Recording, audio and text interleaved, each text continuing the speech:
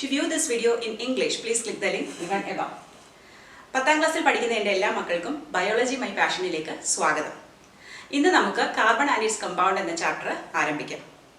ഈ ചാപ്റ്റർ പൊതുവേ കുട്ടികൾ ഡിഫിക്കൽട്ട് ആയിട്ടാണ് പറഞ്ഞു വരുന്നത്, പക്ഷേ ഇത് വളരെ ഒരു സിമ്പിൾ ആയിട്ടുള്ള ചാപ്റ്ററാണ്. ഈ ചാപ്റ്ററിൽ നമ്മൾ പഠിക്കാൻ പോകുന്നത് കാർബൺ എന്ന ഒരേ ഒരു എലമെന്റിനെ കുറിച്ചാണ്. ആ കാർബണും അതുണ്ടാക്കുന്ന കമ്പൗണ്ട്സും. കാർബൺ എന്ന് പറയുന്നത് വളരെ കോമൺ ആയിട്ടുള്ള ഒരു എലമെന്റ് ആണ്. അത് നമ്മുടെ ജീവിതത്തിൽ വളരെ സിഗ്നിഫിക്കൻ്റ് ആണ്, എലമെന്റൽ ഫോമിലായാലും കമ്പൗണ്ട് ഫോമിലായാലും. നമ്മുടെ എർത്ത് ക്രസ്റ്റിൽ 0.02% ആണ് കാർബണിന്റെ അളവ്. ഇതൊരു നോൺ മെറ്റൽ ആണ്. അതിന്റെ അറ്റോമിക് നമ്പർ എന്ന് പറയുന്നത് 6 ആണ്. നമ്മുടെ ശരീരത്തിൽ അല്ലെങ്കിൽ പ്ലാന്റ്സിന്റെ ആനിമൽസിന്റെ ശരീരത്തിൽ ഒത്തിരി കമ്പൗണ്ട്സിൽ ഈ കാർബൺ ലഭ്യമാണ്. അപ്പോൾ ഈ ജീവനുള്ള വസ്തുക്കളിൽ നിന്ന് ലഭിക്കുന്ന കമ്പൗണ്ട്സിനെ നമ്മൾ പറയുന്ന പേരാണ് organic compounds. Compounds which are present in living organisms or extracted from living organisms like plants and animals are called organic compounds. അതിന് എന്തൊക്കെ എക്സാമ്പിൾ? ഷുഗേഴ്സ്, അതായത് കാർബോഹൈഡ്രേറ്റ് ലൈക്ക് സ്റ്റാർച്ച്, സെല്ലുലോസ്, അതെല്ലാം. പിന്നെ vitamins, then fat, proteins, urea, ഇതിലെല്ലാം എന്തുണ്ട്? Carbon ഉണ്ട്.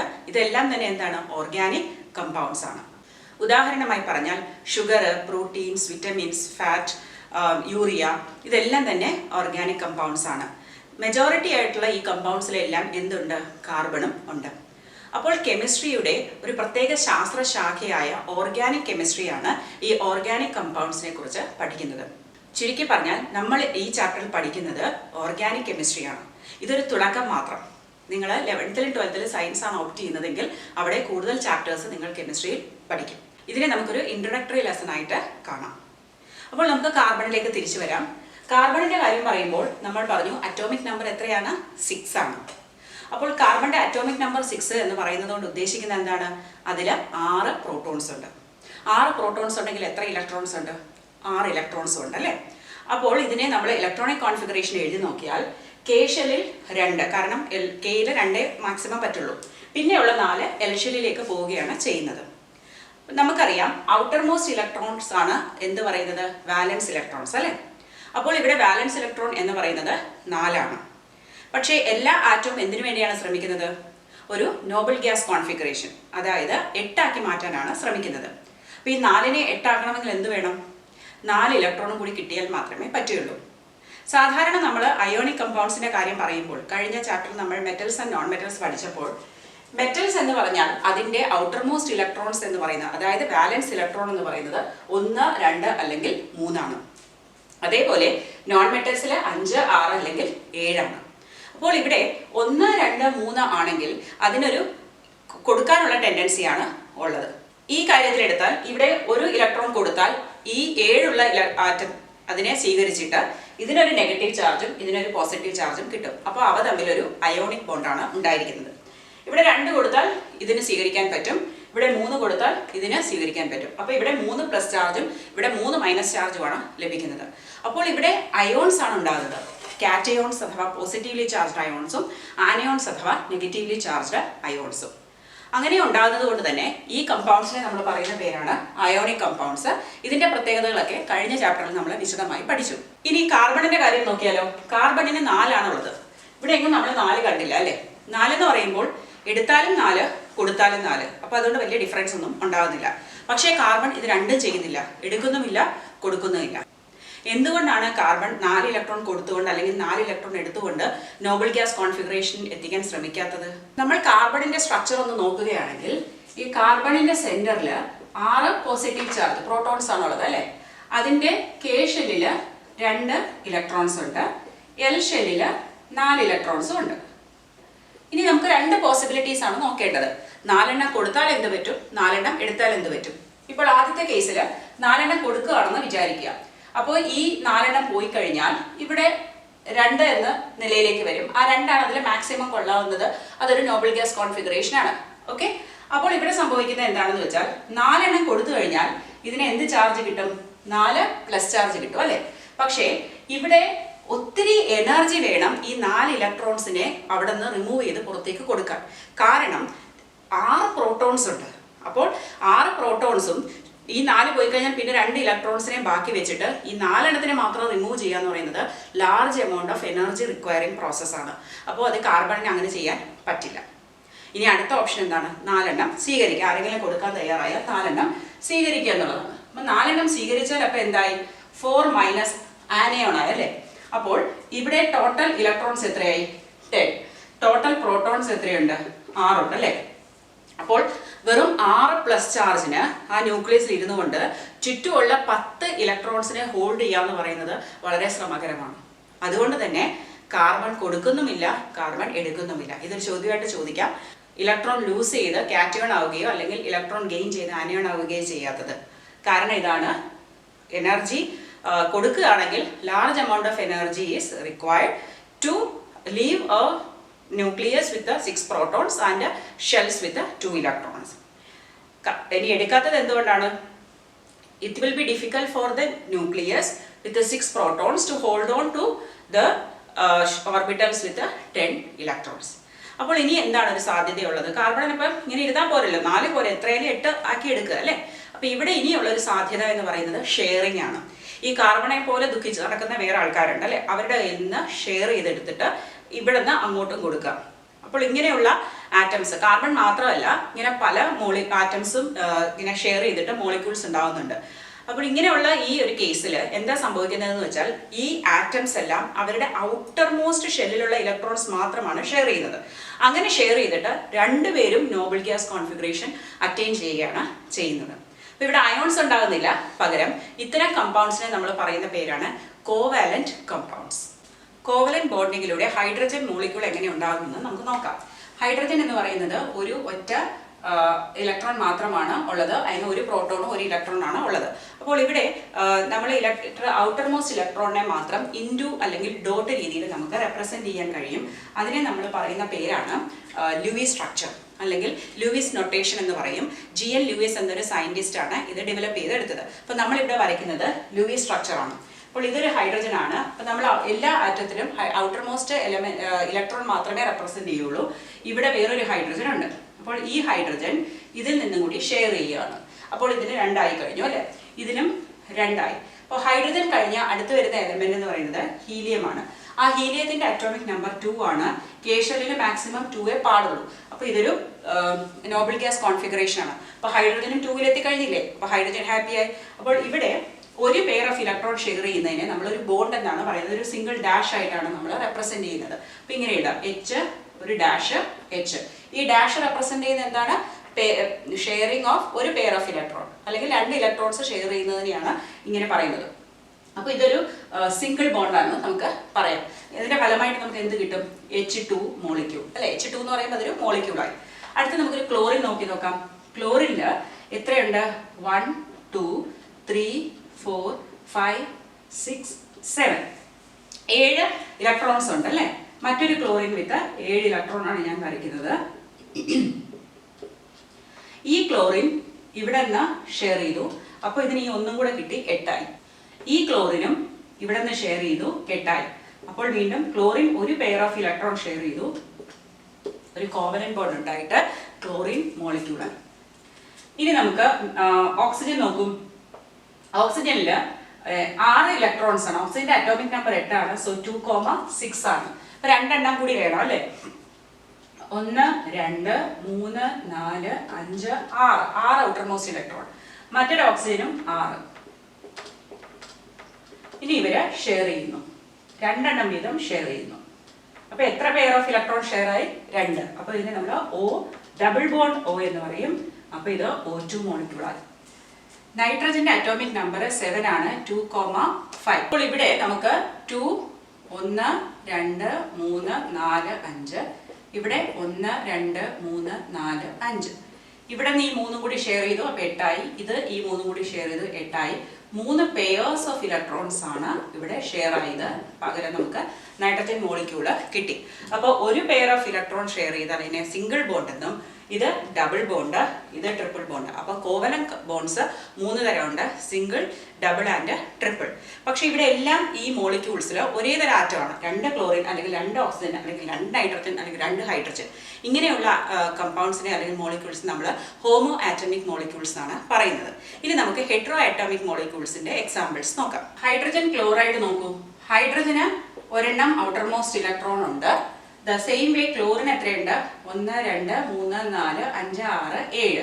ഞാൻ ഒന്ന് ഇൻറ്റു ഒന്ന് ഡോട്ട് ഇട്ട് കാണിച്ചു. 2 ഡിഫറെൻറ്റ് എലമെൻ്റ് ആയിട്ട് കാണിച്ചതേ ഉള്ളൂ നിങ്ങൾക്ക് എളുപ്പത്തിന് വേണ്ടിയിട്ട്. സോ ഹൈഡ്രജൻ ഇതിനെ ഷെയർ ചെയ്തു, ക്ലോറിനും 1 എടുത്തു. അപ്പോൾ ഹൈഡ്രജന് 2 ആയി, ക്ലോറിൻ 8 ആയി, രണ്ടുപേരും ഹാപ്പി ആയി. അപ്പോൾ നമുക്ക് HCl കിട്ടിയല്ലേ. If you see the structure of methane, carbon has got 4 valence electrons. Then hydrogen will share 1 because hydrogen needs 1. Another hydrogen will share this. Another hydrogen will share this.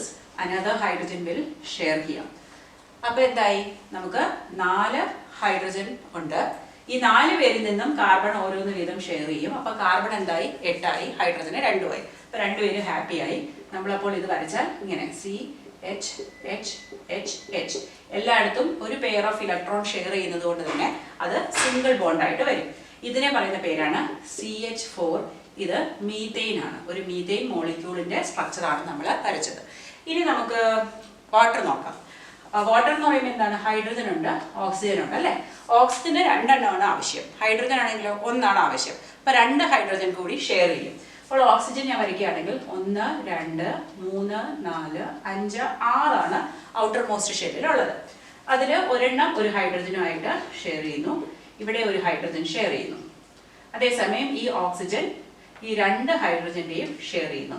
അപ്പോൾ നമുക്ക് എന്ത് കിട്ടും? HOH ആണ് കിട്ടുന്നത്. അപ്പോൾ ഇത് H2O എന്ന് വിളിക്കാം. ഇതൊരു വാട്ടർ മോളിക്യൂൾ ആണ്. ഇവിടെയും ഒരു പെയർ ഓഫ് ഇലക്ട്രോൺസ് ഷെയർ ആയിട്ട് 2 pairs ഓഫ് ഇലക്ട്രോൺസ് ഷെയർ ആയിട്ടുണ്ട്. ഇനി കോവലന്റ് കമ്പൗണ്ട്സിന്റെ പ്രത്യേകതകൾ എന്തൊക്കെയാണെന്ന് നോക്കിയാൽ, ആദ്യമായിട്ട് അവയിൽ മോളിക്യൂൾസ് ആണുള്ളത്. അതിൽ അയോൺസ് ഒന്നും ഉണ്ടാകുന്നില്ല. കാരണം ഇവിടെ ഇലക്ട്രോൺസ് ഷെയർ ചെയ്യുകയാണ്. ലൂസിങ് അല്ലെങ്കിൽ ഗെയിനിങ് എന്നുള്ളൊരു സംഭവം ഇല്ല. പിന്നെ ഉള്ളത് അവർ ക്രിസ്റ്റലൈൻ ഫോമിലും അല്ലെങ്കിൽ നോൺ ക്രിസ്റ്റലൈൻ ഫോമിലും സ്ട്രക്ചറിലും കാണാം. പിന്നെ ഇത് സോളിഡ് ആയിട്ട്, ലിക്വിഡ് ആയിട്ട് അല്ലെങ്കിൽ ഗ്യാസ് ആയിട്ടും കാണാം. കാർബണിന്റെ ഒരു ഫോമാണ് ഡയമണ്ട്. ഡയമണ്ട് സോളിഡ് ആണ്. അതേസമയം മീഥെയിൻ അല്ലെങ്കിൽ കാർബൺ ഡൈ ഓക്സൈഡ് എന്ന് പറയുന്നത് ഗ്യാസസ് ആണ്. വാട്ടർ എന്താണ്? ലിക്വിഡ് ആണ് അല്ലേ. അപ്പോൾ എല്ലാ ഫോമിലും എക്സിസ്റ്റ് ചെയ്യാം. പിന്നെ വാട്ടറും അതുപോലുള്ള പോളാർ സോൾവെൻസിലൊന്നും ഇത് അലിയുന്നില്ല. കാരണം അത് എക്വസ് കണ്ടീഷനിൽ അയോൺസ് ഉണ്ടാക്കുന്നില്ല. അതേസമയം non polar solvents like carbon tetrachloride അല്ലെങ്കിൽ അസെറ്റോൺ, അതല്ലെങ്കിൽ ബെൻസീൻ, ഇതിലൊക്കെ ഇവ അലിയുന്നതായിട്ടാണ് കണ്ടുവരുന്നത്. പിന്നെ അതുകൂടാതെ മെൽറ്റിംഗ് പോയിന്റും ബോയിലിംഗ് പോയിന്റും വളരെ കുറവാണ്. ഇവ അയോൺസ് ഉണ്ടാക്കാത്തത് കൊണ്ട് തന്നെ അവർ പുവർ കണ്ടക്ടേഴ്സ് ഓഫ് ഇലക്ട്രിസിറ്റിയാണ്. ഇലക്ട്രിസിറ്റിയെ കടത്തിവിടാനുള്ള കഴിവില്ല. കാരണം അയോൺസ് അല്ലെങ്കിൽ ഫ്രീ ഇലക്ട്രോൺസ് ആണ് ഇലക്ട്രിസിറ്റിയെ കണ്ടക്ട് ചെയ്യാൻ സഹായിക്കാറുള്ളത്. ഇനി നമുക്ക് അലോട്രോപ്സ് ഓഫ് കാർബൺ പഠിക്കാം. അലോട്രോപ്പി എന്നാൽ ചില എലമെന്റ്സിന് അല്ലെങ്കിൽ ആറ്റംസ് ഓഫ് ചില എലമെന്റ്സിന് അതിൻ്റെ ഡിഫറെൻറ്റ് ഫോംസിൽ 2 അല്ലെങ്കിൽ 3 ഫോംസിൽ എക്സിസ്റ്റ് ചെയ്യാൻ പറ്റും. ഇപ്പോൾ ഞാൻ പറയുകയാണ് ഹൈഡ്രജനും ഓക്സിജൻ എന്ന വാട്ടർ, അതേ ഹൈഡ്രജൻ കാർബണായിട്ട് ചേർന്ന് മീഥെയിൻ ഉണ്ടാകാം, അതേ ഹൈഡ്രജൻ ഓക്സിജനായിട്ട് ചേർന്ന് ഹൈഡ്രജൻ പെറോക്സൈഡ് ഉണ്ടാകാം, ക്ലോറിനുമായിട്ട് ഹൈഡ്രജൻ ക്ലോറൈഡ് ഉണ്ടാകാം. നമ്മളിതല്ല ഉദ്ദേശിക്കുന്നത്. ഹൈഡ്രജൻ മാത്രം അല്ലെങ്കിൽ ക്ലോറിൻ മാത്രം ഉണ്ടാകുമ്പോഴാണ് അതിന് അലോട്രോപ്പി. അത് തന്നെ പല ഫോമിൽ എക്സിസ്റ്റ് ചെയ്യുന്നു. ഇപ്പം നമുക്ക് കാർബണിൻ്റെ കാര്യം എടുത്തു നോക്കിയാൽ, കാർബൺ മാത്രമുള്ള കമ്പൗണ്ട്സ് ഏറ്റവും മേജർ ആയിട്ടുള്ള 2 കമ്പൗണ്ട്സ് ആണ് ഡയമണ്ടും ഗ്രഫൈറ്റും. ഇനി ഇതിലും കാർബൺ മാത്രമേ ഉള്ളൂ. ഡയമണ്ട് നോക്കിയാലും കാർബൺ മാത്രമേ ഉള്ളൂ, ഗ്രഫൈറ്റ് നോക്കിയാലും കാർബൺ മാത്രമേ ഉള്ളൂ. അതുകൊണ്ടാണ് അതിനെ നമ്മൾ അലോട്രോപ്പ് എന്ന് വിളിക്കുന്നത്. ഇനി ഈ ഡിഫറെൻറ്റ് അലോട്രോപ്സിന് ഡിഫറെൻറ്റ് ഫിസിക്കൽ പ്രോപ്പർട്ടിയാണ്. കാരണം അവരുടെ സ്ട്രക്ചർ ഡിഫറെൻ്റ് ആണ്. ഇവരുടെ എല്ലാം കെമിക്കൽ പ്രോപ്പർട്ടി ഒന്നായിരിക്കും. കാരണം ഇവരുടെ എല്ലാം ബേസിക് ആയിട്ട് എന്താ ഉള്ളത്? കാർബൺ മാത്രമേ ഉള്ളൂ അല്ലേ. നമുക്കിനി ഓരോന്നായിട്ട് നോക്കാം. ഡയമണ്ട് നോക്കുകയാണെങ്കിൽ ഡയമണ്ടിലെ ഓരോ കാർബൺ ആറ്റവും മറ്റ് 4 കാർബൺ ആറ്റവുമായിട്ട് ജോയിൻ ചെയ്തിരിക്കുകയാണ്. ഇവിടെ നിങ്ങൾക്ക് മനസ്സിലാവും ഈ കാർബൺ. അപ്പോൾ കാർബണിന് 4 വാലൻസ് ഇലക്ട്രോൺസിനെ ബോണ്ട് ചെയ്യല്ലേ. അപ്പം നമുക്കതിനെ 4 കൈയായിട്ട് അസ്യൂം ചെയ്യുകയാണെങ്കിൽ ആ 4 കൈയും മറ്റ് 4 കാർബണെ പിടിച്ചിരിക്കുകയാണ്. അതിലെ ഓരോ കാർബണും മറ്റ് 3 കാർബണെ പിടിച്ചിരിക്കുകയാണ്. കാരണം ഓൾറെഡി 1 ഇതിലൊക്കെ പിടിച്ചിരിക്കുകയാണ്. അവ വീണ്ടും മറ്റ് 3 എണ്ണം. അങ്ങനെ നോക്കിയാൽ ഇവരെല്ലാം പരസ്പരം കൈകോർത്ത് ഒരു ക്ലോസ്ഡ് സ്ട്രക്ചറായിട്ട് ഒരു എന്താ പറയുക, ഒരു സിമെട്രിക്കലി ഉള്ള ഒരു ക്രിസ്റ്റലൈൻ സ്ട്രക്ചറായിട്ട് മാറുകയാണ് ചെയ്യുന്നത്. അങ്ങനെ വരുമ്പോൾ അതിനൊരു 8 ഫേസസ് ഉള്ള ഒരു ഒക്ടാഹീഡ്രലായിട്ട് മാറും. അപ്പോൾ ഈ ഉള്ള ഫേസസ് എല്ലാം തന്നെ ലൈറ്റ് റിഫ്രാക്ട് ചെയ്യുന്നതുകൊണ്ടാണ് ഇതിന് ഇത്ര നല്ല തിളക്കം ലഭിക്കുന്നത്. ഇതൊരു ട്രാൻസ്പെറൻ്റ് ആയിട്ടുള്ള ക്രിസ്റ്റലൈൻ സ്ട്രക്ചറാണെന്ന് നമുക്കെല്ലാം അറിയാം. ഇത് വളരെ സ്ട്രോങ്ങുമാണ്. കാരണം ഓരോ കാർബണും മറ്റു 3 എണ്ണമായിട്ട് ഓരോ കാർബണും മറ്റ് 4 ജോയിൻ ചെയ്തിരിക്കുകയല്ലേ. അപ്പോൾ ഇത് വളരെ സ്ട്രോങ് ആണ്. നമുക്കിപ്പോൾ ഒരു കാർബൺ ആ ഡയമണ്ടിൽ നിന്ന് മാറ്റണമെങ്കിൽ തന്നെ 4 കോവലന്റ് ബോണ്ട് ബ്രേക്ക് ചെയ്യണം. അത് ഇമ്പോസിബിൾ ആണ്. അതുകൊണ്ടാണ് അത്രയ്ക്ക് ഹാർഡസ്റ്റ് സബ്സ്റ്റൻസ് എവർ നോൺ എന്ന് നമ്മൾ ഡയമണ്ടിനെ കുറിച്ച് പറയുന്നത്. ഈ ഡയമണ്ടിന് poor conductor of heat and electricity ആണ്. കാരണം എന്താണ്? ഡയമണ്ടിന് അത്രയ്ക്കൊന്നും ഇലക്ട്രിസിറ്റി കണ്ടക്ട് ചെയ്യാൻ പറ്റാത്തതിന്റെ കാരണം അതിൽ ഫ്രീ ആയിട്ടുള്ള അയോൺസ് അല്ലെങ്കിൽ ഇലക്ട്രോൺസ് ഇല്ല. കാരണം എല്ലാ ഇലക്ട്രോൺസും മറ്റ് കാർബണുമായിട്ട് ബോണ്ട് ചെയ്തിരിക്കുകയാണ്, കോവലന്റ് ബോണ്ടിങ്. ഇനി നമ്മൾ ഡയമണ്ടിന്റെ യൂസസ് നോക്കിക്കഴിഞ്ഞാൽ ഏറ്റവും പോപ്പുലർ ആയിട്ട് നമുക്കറിയാം ഡയമണ്ട് ജ്വല്ലറി വളരെ പോപ്പുലർ ആണ്. അതുകൂടാതെ ഗ്ലാസ് കട്ട് ചെയ്യാനായിട്ടുള്ള, നിങ്ങൾ കണ്ടിട്ടുണ്ടെങ്കിൽ ഗ്ലാസ് വാങ്ങുന്ന കടയിലൊക്കെ പോയി നോക്കുക, പെൻസിൽ പോലെ അവരൊരു സാധനം വെച്ച് കട്ട് ചെയ്യും. അതിന്റെ ലെഡ് എന്ന് പറയുന്നത് ഡയമണ്ട് കൊണ്ടാണ് ഉണ്ടാക്കിയിരിക്കുന്നത്. അതുപോലെ തന്നെ വലിയ റോക്സ് ഒക്കെ ഡ്രിൽ ചെയ്യാനും ഡയമണ്ട് ഉപയോഗിക്കുന്നുണ്ട്. കാരണം അതിന്റെ ആ കട്ടിയുള്ള നേച്ചർ കൊണ്ട് തന്നെ. പിന്നെ സർജൻസ് കാറ്ററാക്ട് സർജറി ചെയ്യുമ്പോൾ കാറ്ററാക്ട് റിമൂവ് ചെയ്യാനായിട്ട് ഐ സർജൻസ് എല്ലാം ഇതൊരു ടൂളായിട്ട്, അതിന്റെ ടൂളിൽ ഡയമണ്ട് ഉണ്ട്. അല്ലാതെ ഡയമണ്ട് എടുത്തല്ല ചെയ്യുന്നത്, അവരുടെ ടൂളിൽ ഡയമണ്ടും കൂടി ഉണ്ട്. പിന്നെ അതുകൂടാതെ ഹൈ പ്രിസിഷൻ തെർമോമീറ്ററിലും ഡയമണ്ട് ഉപയോഗിക്കാറുണ്ട്. അപ്പോൾ ഇതിൽ ഏറ്റവും ഇമ്പോർട്ടൻ്റ് ആയിട്ട് ചോദിക്കാവുന്നത് diamond is a poor conductor of heat and electricity, why എന്നുള്ളതാണ്. അതിന്റെ കാരണം എപ്പോഴും ഇലക്ട്രിസിറ്റി കണ്ടക്ട് ചെയ്യണമെങ്കിൽ അയോൺസ് അല്ലെങ്കിൽ ഫ്രീ ഇലക്ട്രോൺസ് വേണം. ഇവിടെ അത് ഇല്ല. അല്ലെങ്കിൽ ഡയമണ്ടിന്റെ ഹാർഡ് നേച്ചറിനുള്ള കാരണം ചോദിച്ചാലും each carbon atom is bonded to 4 other carbon atom എന്നുള്ളതാണ് ഇവിടുത്തെ ഉത്തരം. അടുത്ത അലോട്രോപ്പ് ഓഫ് കാർബൺ എന്ന് പറയുന്നത് ഗ്രഫൈറ്റ് ആണ്. ഗ്രഫൈറ്റ് വളരെ ഓപ്പോസിറ്റ് ആയിട്ടുള്ള ഫിസിക്കൽ പ്രോപ്പർട്ടീസ് ആണ് ഉള്ളത്. നമ്മൾ കണ്ടു ഡയമണ്ട് ഭയങ്കര സ്പാർക്ലിംഗ് ആണെന്ന്, അതേസമയം ഗ്രഫൈറ്റ് എന്താണ്? കറുത്തിട്ടാണ് ഇരിക്കുന്നത്. അതുപോലെ തന്നെ ഡയമണ്ട് വളരെ ഹാർഡാണ്, ഇത് വളരെ സ്മൂത്ത് ആൻഡ് സ്ലിപ്പറി ആണ്. ലൂബ്രിക്കൻസ് ഒക്കെ ഉണ്ടാക്കാനായിട്ടാണ് ഇത് ഉപയോഗിക്കുന്നത്. പിന്നെ ഗ്രഫൈറ്റിൽ എന്തുകൊണ്ടാണ് ഇങ്ങനെ ഒരു സ്ലിപ്പറി നേച്ചർ വന്നതെന്ന് ചോദിച്ചാൽ, നമ്മൾ കണ്ടു കാർബണിലെ ഓരോ കാർബണും മറ്റ് 4 കാർബൺ ആറ്റവുമായിട്ട് ബോണ്ട് ചെയ്തിട്ടുണ്ട്. പക്ഷെ ഇവിടെ ഗ്രഫൈറ്റിലെ ഓരോ കാർബൺ ആറ്റവും മറ്റ് 3 കാർബൺ ആറ്റവുമായിട്ട് ഒരേ പ്ലെയിനിലാണ് ജോയിൻ ചെയ്തിരിക്കുന്നത്. അതുകൊണ്ട് തന്നെ ഇതൊരു ഹെക്സഗണൽ സ്ട്രക്ചർ ആയിട്ട് ഒരു ലെയർ ആയിട്ടാണ് വരുന്നത്. എന്നിട്ട് അവരുടെ എല്ലാ എഡ്ജിൽ ഒരു ഇലക്ട്രോൺ ഫ്രീ ആണ് അല്ലേ. കാരണം ഓരോ കാർബണും 3 കാർബൺ ആയിട്ട് ജോയിൻ ചെയ്തിട്ടുള്ളൂ. അപ്പോൾ ഒരെണ്ണം ഫ്രീ ആയിട്ട് നിൽക്കില്ലേ. അപ്പോൾ അതുകൊണ്ട് എന്ത് പറ്റും? ഈ ഗ്രഫൈറ്റിന് ഇലക്ട്രിസിറ്റി കണ്ടക്ട് ചെയ്യാൻ കഴിയും. Graphite is A very good conductor of electricity. അതിനായിട്ടുള്ള ഏറ്റവും വലിയ എക്സാമ്പിൾ പലപ്പോഴും നിങ്ങൾ പരീക്ഷിച്ചിട്ടുണ്ടാകാം അല്ലെങ്കിൽ കണ്ടിട്ടുണ്ടാകാം. നിങ്ങളൊരു പെൻസിലിന്റെ ലെഡ് എടുത്താൽ അതാണ് ഗ്രഫൈറ്റ്. ഇപ്പോൾ ചില കുട്ടികൾ പെൻസിലിന്റെ 2 സൈഡും ഷാർപ്പൻ ചെയ്യും അല്ലേ. അപ്പോൾ 2 സൈഡിലും നമുക്ക് ലെഡ് കിട്ടും. അതിനെ നമ്മൾ ഒരു സർക്യൂട്ടിൽ കണക്ട് ചെയ്താൽ നമുക്ക് ഒരു ബൾബ് കത്തുന്നത് കാണാം. കാരണം അത് ഇലക്ട്രിസിറ്റി കണ്ടക്ട് ചെയ്യുന്നുണ്ട്. അപ്പോൾ ഗ്രഫൈറ്റ് ഒരു ഗുഡ് കണ്ടക്ടർ ആകാൻ കാരണം എന്താണ്? ഒരു കാർബൺ ആറ്റം മറ്റു 3 കാർബൺ ആറ്റവും മാത്രമേ കോവലന്റ് ബോണ്ട് ഉള്ളൂ, ഒരു ഫ്രീ ഇലക്ട്രോൺ ഉണ്ട്. ഇനി ഈ ഒരേ പ്ലെയിനിൽ തന്നെ ഇതിങ്ങനെ ഹെക്സഗണൽ സ്ട്രക്ചർ ഉണ്ടാക്കുന്നത് കൊണ്ട് അതിന്റെ മുകളിൽ മറ്റൊരു ലെയർ ഇതുപോലെ ഫോം ചെയ്യും, അതിന്റെ മുകളിൽ മറ്റൊരു ലെയർ ഫോം ചെയ്യും. അപ്പോൾ ഈ ലെയേഴ്സ് തമ്മിൽ ഒരു വീക്ക് ഫോഴ്സ് ആണ് ഉള്ളത്. അതിന്റെ പേരാണ് വാണ്ടർവോൾസ് ഫോഴ്സ്. അത് വളരെ വീക്കാണ്. അതുകൊണ്ട് തന്നെ ഒരു ലെയറിന് മറ്റൊരു ലെയറിന്റെ മുകളിൽ കൂടി തെന്നി മാറാൻ സാധിക്കും. അതുകൊണ്ടാണ് ഗ്രഫൈറ്റ് സ്മൂത്ത് ആൻഡ് സ്ലിപ്പറി ആയിരിക്കുന്നതും നമ്മൾ ലൂബ്രിക്കൻസ് ഉണ്ടാക്കാൻ ഉപയോഗിക്കുന്നത്. ഇനി ഇതിന്റെ യൂസസ് മെയിൻ ആയിട്ട് ലൂബ്രിക്കൻ ഉണ്ടാക്കുക എന്നുള്ളത് തന്നെയാണ്. പിന്നെ ഞാൻ പറഞ്ഞതുപോലെ പെൻസിൽ ലെഡ് ഉണ്ടാക്കാനും ചില ഇലക്ട്രോഡ്സ് ഉണ്ടാക്കാനും ഇത് ഉപയോഗിക്കുന്നുണ്ട്. കാർബണിന് ഒരു അലോട്രോപ്പ് കൂടിയുണ്ട്. അതിന്റെ പേരാണ് ഫുള്ളറീൻസ്. അതിൽ 60 കാർബൺ ആറ്റമാണ് ഉള്ളത്. ഇത് ചോദിക്കാം എത്ര കാർബൺ ആറ്റം ഉണ്ടെന്നുള്ളത്. ഇതിനൊരു ഫുട്ബോളിന്റെ ഷേപ്പാണ്. 20 ഹെക്സഗണും 12 പെന്റഗൺസും അല്ലെങ്കിൽ 5 വശമുള്ളതാണ് പെന്റഗൺസ്. അത് ചേർന്നതാണ്. ബക്മിൻസ്റ്റർ ഫുള്ളർ എന്നൊരു ആർക്കിടെക്റ്റിന്റെ പേരിലാണ് ഇത് നെയിം ചെയ്തിരിക്കുന്നത്. US-ലെ ഒരു ആർക്കിടെക്റ്റാണ് ഇദ്ദേഹം ഡിസൈൻ ചെയ്ത ജിയോഡസിക് ഡോമിന്റെ ഷേപ്പാണ് ഈ അലോട്രോപ്പിനുള്ളത്. അതുകൊണ്ടാണ് ഇതിനെ ഫുള്ളറീൻസ് എന്ന് വിളിക്കുന്നത്. ഇനി ഇതുകൂടാതെ കാർബൺ നമുക്ക് കാർബൺ ബ്ലാക്ക്, ചാർക്കോൾ, കോക്ക് എന്നീ രീതികളിൽ കാണാൻ കിട്ടും. ഇതെല്ലാം ഈ ഗ്രഫൈറ്റ് അല്ലെങ്കിൽ ഫുള്ളറീൻസിന്റെ ഇംപ്യൂർ ഫോം ആയിട്ട് കരുതാം. ഇനി കാണിക്കുന്ന ചാർട്ടിൽ നിങ്ങൾക്ക് ക്യാരക്ടറിസ്റ്റിക്സ് ഓഫ് ഡയമണ്ടും ഗ്രഫൈറ്റും കമ്പയർ ചെയ്യാവുന്നതാണ്. നിങ്ങൾക്ക് ഞാൻ പഠിപ്പിക്കുന്ന ലെസൺസ് മനസ്സിലാവുന്നുണ്ടെന്ന് കരുതുന്നു. എന്തെങ്കിലും നിർദ്ദേശം ഉണ്ടെങ്കിൽ കമന്റ് ബോക്സിൽ അറിയിക്കുക. ഡൗട്ട് ഉണ്ടെങ്കിലും ചോദിക്കാൻ മടിക്കണ്ട. ഈ ലെസൺ ഇഷ്ടപ്പെട്ടെങ്കിൽ നിങ്ങൾ ലൈക്ക് ചെയ്യാൻ മറക്കരുത്. ഒപ്പം കൂട്ടുകാരായിട്ട് ഷെയർ ചെയ്യണം, സബ്സ്ക്രൈബും ചെയ്യണം. Thank you for watching biology my passion.